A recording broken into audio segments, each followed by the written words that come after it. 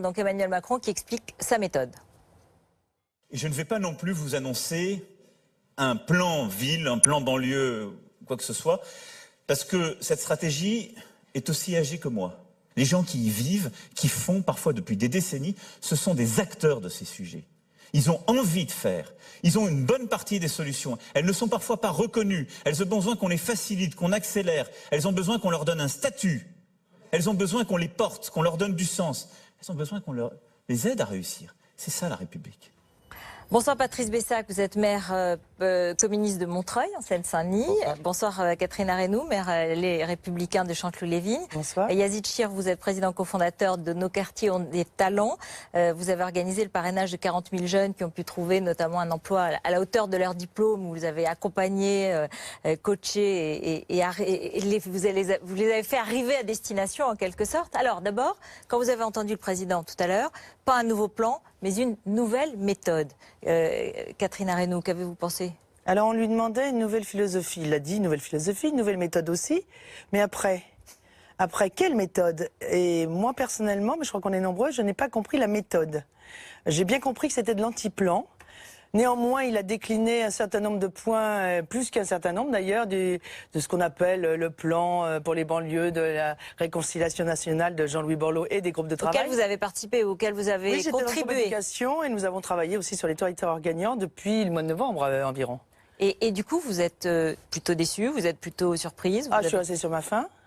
Je suis assez sur ma faim parce que j'avais encore espéré, mais je suis une grande optimiste, hein, comme tous les maires de banlieue, j'avais espéré qu'il nous emmène dans une espèce d'épopée. Il dit qu'il faut créer des nouveaux héros. Mais j'avais espéré que grâce à ce mouvement qu'il avait demandé lui-même, hein, ce travail qu'il avait demandé, cette co-construction à qui on avait dit chiche et on l'a fait depuis 8 mois, il allait là nous emmener dans une grande épopée en disant, mais voilà, là il nous a dit, je vous ai compris. Il a dit le constat, je le partage. Il a dit cette banlieue, je la décline et je la comprends. Mais derrière, ça n'a pas été l'épopée dont, à mon avis, les banlieues avaient vraiment besoin. Et le sentiment d'urgence, il ne l'a pas décliné. Alors concrètement, il y a eu quelques annonces. Nous allons généraliser le testing, vérifier les comportements, s'assurer qu'il n'y a pas de discrimination à l'embauche. Il y a 30 000 stages de troisième qui vont être proposés par les entreprises et l'État. La création d'une instance de recours pour les habitants comme les élus et un débat d'évaluation sur l'équité territoriale au Parlement. Voilà quelques-unes des mesures qu'on a pu entendre. Patrice Bessac, c'est convaincant pour vous? Moi j'ai été déçu comme ma collègue. J'ai eu l'impression que c'était brouillon, qu'il avait travaillé un peu au dernier moment. Ça fait 9 mois qu'on bosse. Il y a eu en novembre dernier l'appel de Grigny, les élus sont mis au travail avec le gouvernement. Il y a des dizaines et des dizaines de propositions. Et on se retrouve avec une prise de parole du président de la République pendant 2 heures, où beaucoup d'élus, d'acteurs sont sortis un peu hébétés, se demandant où était le sens finalement et où étaient les mesures. Par exemple, sur la mesure d'équité territoriale que vous citez. On sait, la Cour des comptes vient de le dire, par exemple, concernant la Seine-Saint-Denis, que plus on est dans un territoire pauvre, moins il y a de magistrats, moins il y a de policiers formés, moins il y a d'instituteurs, moins il y a de bureaux de poste, moins il y a de services publics. C'est dit, c'est écrit noir sur blanc par des institutions qui existent déjà, la Cour des comptes, et qui, encore une fois, parce que c'est le 10e rapport qu'il y a sur ces inégalités, qui dit la République est fautive. Pas besoin d'une nouvelle cour, quoi. Mais c'était déjà dans le rapport Borloo. C'était une bonne idée que de faire imposer par la loi le fait que l'État doit assumer ses responsabilités, les collectivités territoriales aussi, c'est-à-dire que nos citoyens ont droit à l'égalité. Et au fond, ce que je ne comprends pas, c'est pourquoi on se donne encore 2 mois, 3 mois, un discours de la méthode plutôt qu'un discours d'action. On a eu le temps de réfléchir, ça fait maintenant 9 mois qu'on est au boulot. Yazid Chir, vous avez suivi, vous avez assisté aussi ce matin. Moi j'ai retenu 3 points et puis je terminerai par un 4e. Le premier dans celui, il démarre en disant il faut en fait se fixer un objectif de réussite. Le deuxième, c'est il faut une mobilisation citoyenne. Le dernier, il faut casser l'isolement. Et ensuite, la discrimination avec le testing. Sur ces 4 points, sur réussir, nous, ça fait effectivement 12 ans qu'on existe. On a démarré avant les émeutes des banlieues. Et en fait, on a mobilisé les entreprises pour accompagner les jeunes hauts diplômés issus d'univers défavorisés au départ dans les quartiers. Donc des jeunes qui ont tout donné, qui en fait dans l'adversité ont réussi et qui se retrouvent sur le carreau et qui pour la majorité restent en moyenne 2 ans en galère. On a réduit la période de galère à 6 mois quand ils sont accompagnés par une QT, et on en a accompagné 40 000 sur la partie réussite. Donc nous, on réussit, nous on veut amplifier notre mouvement. Sur la partie en fait mobilisation citoyenne, on a démontré que l'argent ne peut pas tout faire.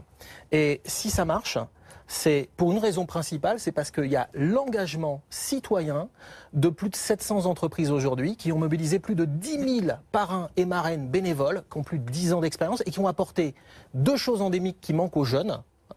C'est un, la confiance, et deux, un réseau. Alors, quand vous écoutez Emmanuel Macron aujourd'hui, est-ce que vous vous dites que vous, association qui avez travaillé et qui avez des résultats, est-ce que ça vous encourage? Vous avez l'impression que vous allez aller plus loin? Alors, nous, ça nous encourage parce qu'en fait, on a démontré que le parrainage et l'engagement citoyen, c'est ça qui faisait changer les choses.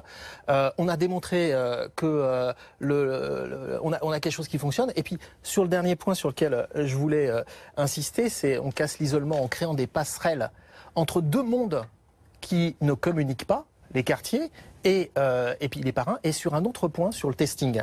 Aujourd'hui, il faut, à mon sens, arrêter de taper sur les entreprises et de dire que les entreprises sont le mot de tout et en fait sont responsables de tout. Il faut travailler avec elles. Il faut travailler. Et je vais vous donner un chiffre précis. Sur les 40 000 jeunes qu'on a accompagnés, 40 000, il y en a 55% qui ont des masters communication, marketing, RH et juridique. 55% sur un échantillon de représentatif de 40 fois. Et là, aujourd'hui, sur ces fonctions-là, il y a besoin de 5%. Ça veut dire qu'on a 10 fois plus de jeunes qu'il en faudrait. Et donc, le vrai sujet, à mon sens, le vrai sujet qu'on lève et sur lequel il faut vraiment discuter, c'est que le véritable critère de discrimination, c'est le manque d'information de ces jeunes qui sont loin des réseaux. Qu'est-ce que vous attendez maintenant, dans les semaines qui viennent? Je sais pas trop. Le président a dit juillet. Je trouve que c'est un mois qu'il a reporté, dont il a parlé régulièrement, disant en gros je vais mettre mes ministères au travail. Il y a des lois qui vont sortir, lesquelles je ne sais pas. Moi je trouve là vous avez la déclinaison de quelque chose qui se fait très bien par des volontés individuelles et collectives qui n'ont pas demandé d'argent public, qui à un moment donné se sont trouvés à la croisée des chemins avec ces jeunes sans réseau et ces entreprises qui voulaient avoir une volonté solidaire. Donc il y a plein de choses qui se font déjà. Moi j'ai eu l'impression que le président nous déclinait des choses que nous, pas seulement les collectivités locales, mais vous saviez déjà et vous faisiez déjà. Il y a énormément d'exemples de grandes associations. Alors les petites associations font beaucoup de choses comme ça, mais les grandes associations, il y a bien longtemps qu'elles ont compris comment elles pouvaient s'engager. Patrice Bessac, pour conclure, qu'est-ce que vous attendez maintenant? Moi, j'attends une vraie prise de conscience que ça doit bouger pour notre jeunesse. Quand on a 500 000 jeunes qui sont en situation de chômage, il faut brûler tous les vaisseaux, il faut y aller. Et donc, oui, nous à Montreuil, par exemple, on fait du coaching auprès d'un certain nombre de jeunes diplômés. Ça marche du tonnerre.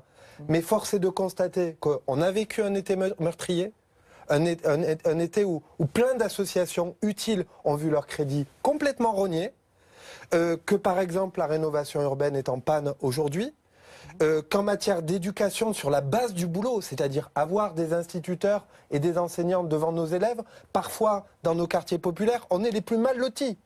On n'a pas les remplaçants qu'il faut. Donc moi, ce que j'attends, c'est un vrai mouvement national. C'est-à-dire qu'on se dise, on se mobilise, on agit et on se donne les moyens de réussir. Et franchement, je trouve qu'aujourd'hui, ça manquait de force. Merci beaucoup, merci à tous. C'est tout de suite le 20h politique avec Alain Marchal.